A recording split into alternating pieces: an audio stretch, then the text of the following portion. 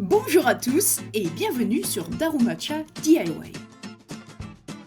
Dans la vidéo précédente, on avait créé plusieurs meubles pour la cuisine. La cuisine est bientôt terminée, mais il manque cependant une table. Et avant de s'en occuper, on va devoir terminer une tâche, et ce, une bonne fois pour toutes. Les colonnes. Et je dirais même plus, les colonnes. Il y a fort longtemps, on avait commencé à les rénover. On avait surtout retiré la peinture dessus. Et ça n'a pas été aussi simple que ce qu'on l'aurait pensé. Mais au-delà de ça, il reste encore beaucoup à faire. Sur certaines colonnes, on peut voir des trous par-ci par-là, et sur d'autres, des trous sur toute la longueur. Et l'idée va être donc de reboucher tous ces trous.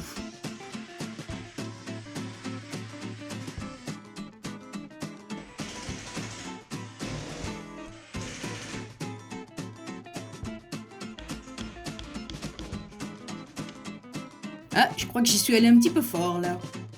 Bon, avec la cire, ça se verra pas. On le remarque même pas de toute façon. On applique le même procédé pour une autre colonne. Et puis on rebouche les petits trous.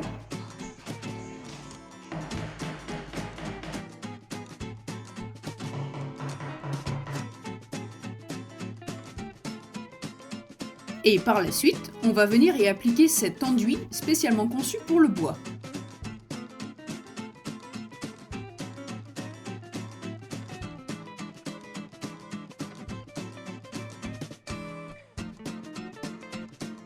Au final, on va poncer chaque colonne, puis appliquer de la cire. Bon, on a assez parlé des colonnes. Il est maintenant temps de se concentrer sur le sujet principal. La table comptoir de la cuisine. Alors ce n'est pas évident d'essayer de faire quelque chose avec ces trois grosses colonnes en plein milieu. Jetons donc un œil sur ce modèle 3D. On a donc conçu différents modèles de la cuisine et du salon, en se demandant comment on pouvait créer une table et ou un comptoir. En sachant que le centre sera réservé pour la table, car les côtés nous permettront d'aller et venir d'une pièce à l'autre. Comment organiser cet espace entre la cuisine et le salon? C'est une réflexion qui nous a pris plusieurs jours. Jusqu'à ce qu'on ait trouvé ce qui correspondra le mieux à nos besoins. Plus d'espace ici pour cuisiner, de la place en dessous pour stocker des trucs, et plus tard on mettra des tabourets de bar ici pour le côté comptoir. Il est temps de se mettre au boulot, hein? La première étape ici va être de couper un trou sur cette planche en bois, à cause de la colonne du milieu, et qui arrivera pile au centre de notre table comptoir. On a donc acheté deux énormes planches en bois, de la meilleure qualité possible que l'on ait pu trouver dans notre centre de bricolage. Ce qui nous a coûté environ 230 €. Donc mieux vaut pas se foirer, hein? Quoi? Tu t'es foiré, c'est ça? Un côté de la table va venir donc se poser sur une petite poutre, qui sera située ici, à l'arrière.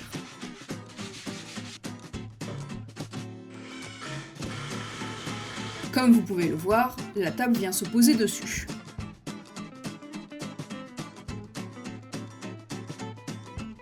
Avant de fixer le tout ensemble, on va bien sûr poncer et cirer les planches.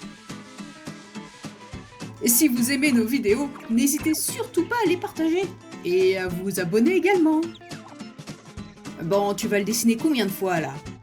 En même temps, je comprends, hein, quand on fait toujours la même chose, eh bien, on a besoin de pimenter le truc un petit peu. Bref, pendant que cela sèche, on va travailler sur autre chose. Un petit travail électrique pour les frigos. Ouais, vous avez bien entendu, les frigos. Mais j'en parlerai tout à l'heure. On va donc devoir créer des prises et venir les fixer sur cette colonne du milieu. Et une fois de plus, les connexions les plus importantes se feront dans les fondations. Pour le reste, ça se passe ici. Il y aura donc deux prises au niveau du sol, et une prise qui va venir se situer au-dessus de la table. Et ça pour les appareils électroménagers. Bon, on va l'assembler cette table ou quoi? Le but est de ne faire aucun trou sur la surface de cette table. On voudrait la garder telle qu'elle, propre et jolie. Afin de fixer le tout, on va percer sur cette planche qui est le pied de la table. L'on percera également sous la table. Pour être bien précis et savoir où percer, on va venir déposer des petites épingles dans les trous que l'on vient de percer. On vient appuyer très fort de cette manière afin que les épingles viennent marquer l'endroit où l'on devra faire des trous. Et puis du coup, on fait les trous. Ensuite, on va venir ajouter des chevilles en bois dans les trous et puis une bonne dose de colle.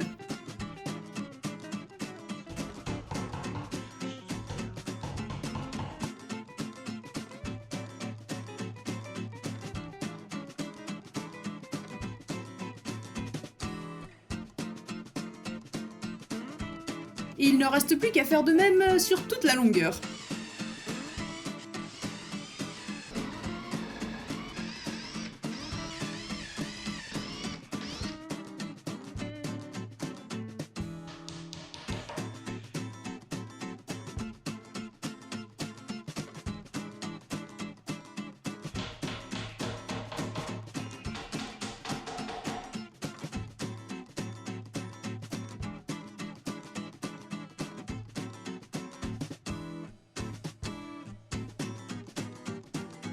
Pour maintenir la table très fermement, le temps que la colle sèche, on va créer un serre-joint géant.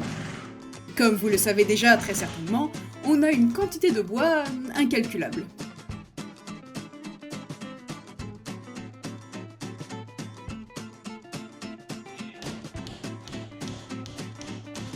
Bon, je pense que ça devrait aller jusqu'à demain.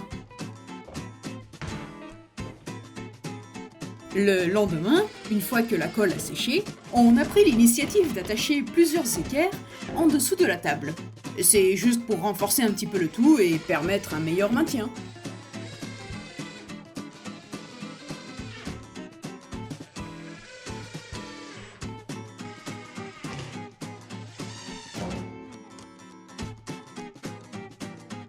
Voilà, la table est maintenant très bien attachée. Et la dernière étape va être d'appliquer ce revêtement, ou ce vernis. Enfin, ce produit qui va rendre la table bien étanche.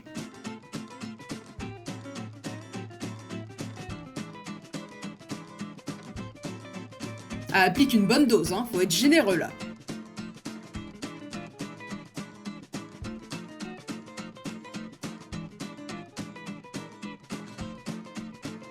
Ouais, ça a l'air pas mal, mais une seule couche ne suffira pas. Avant d'appliquer la deuxième couche, il va être nécessaire de reponcer une seconde fois. Ce processus est important car il va permettre d'obtenir une surface bien lisse. On nettoie un coup et on entame le deuxième round. Et tiens, t'as pas envie de dessiner notre logo avec ce produit? Non? Ah, bon, c'est pas grave.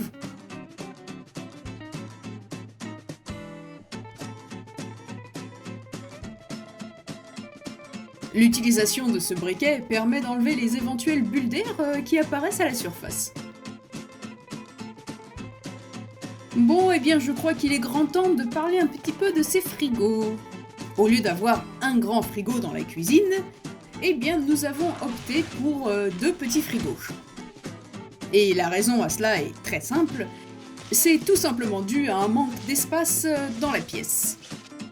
Le fait d'avoir deux petits frigos nous permet de les ranger sous notre toute nouvelle table comptoir, et nous donne donc assez d'espace dans la pièce pour circuler tranquillement.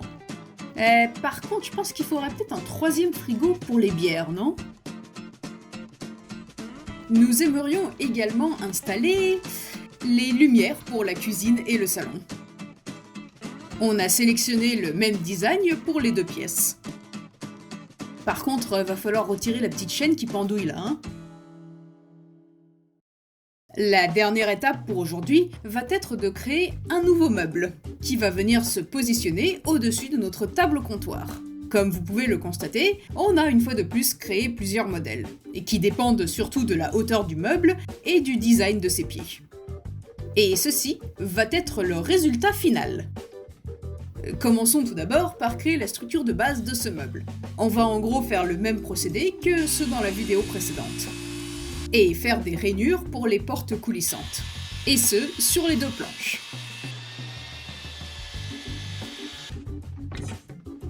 Et également des deux côtés. Oui, car on aimerait pouvoir ouvrir les portes coulissantes de ce meuble des deux côtés.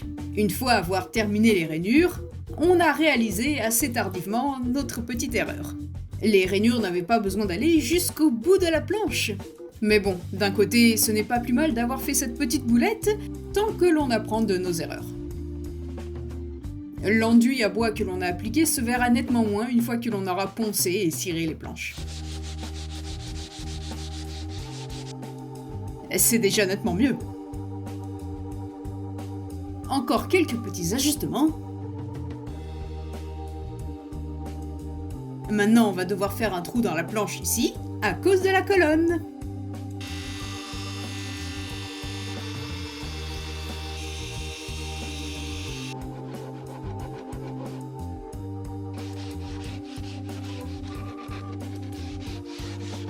On découpe les côtés du meuble.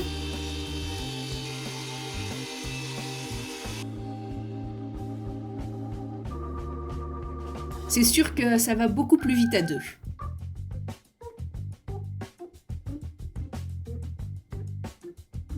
Une fois que la cire a séché, on a commencé à assembler le meuble. D'ailleurs, le bois que vous voyez ici est exactement le même matériel que celui de la table, ainsi que des autres meubles dans la cuisine. Une meilleure qualité, mais également beaucoup plus chère.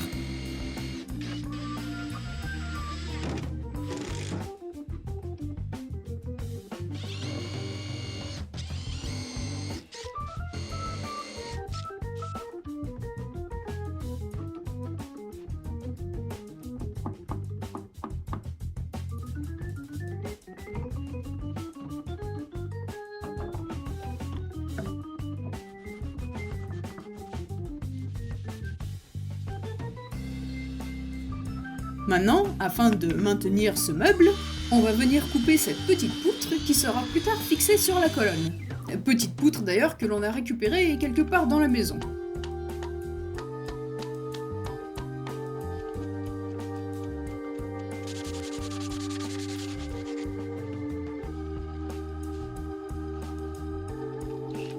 De l'autre côté de ce meuble, on a décidé de créer 4 petits pieds.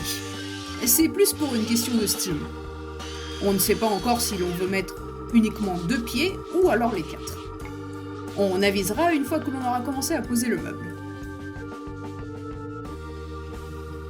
La dernière étape pour ce meuble sont les portes en verre. On avait trouvé 4 de ces portes sur un meuble dans la cuisine lorsqu'on avait acheté la maison.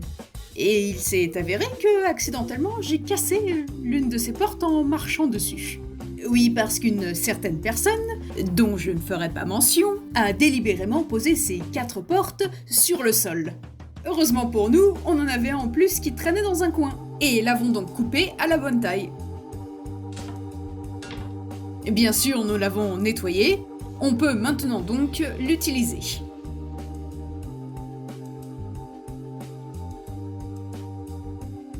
Il est maintenant temps d'installer ce meuble.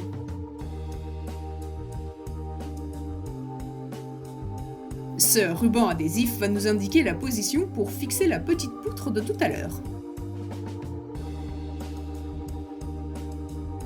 Maintenant, on fixe la poutre.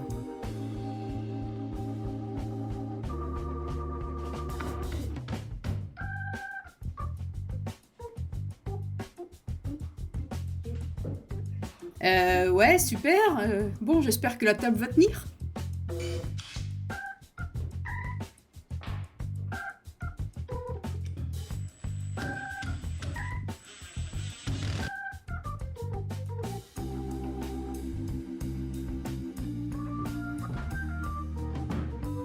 Maintenant, les pieds. Pour l'instant, on ne va en fixer que 2.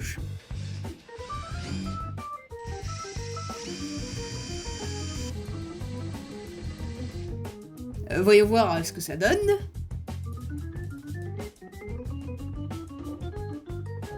Ouais, pas mal, pas mal.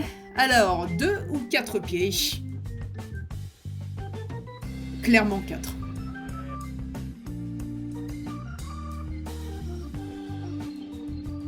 Bon, je pense que vous êtes déjà au courant, hein, mais ça tourne pas toujours rond dans ma tête.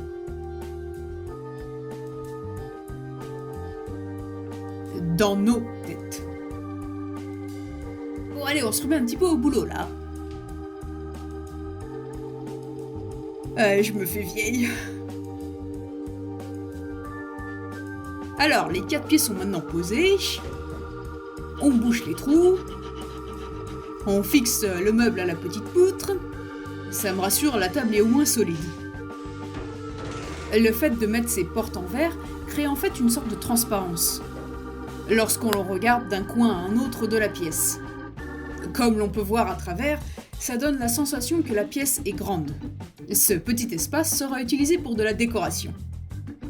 4 pieds, c'est quand même mieux, on est d'accord.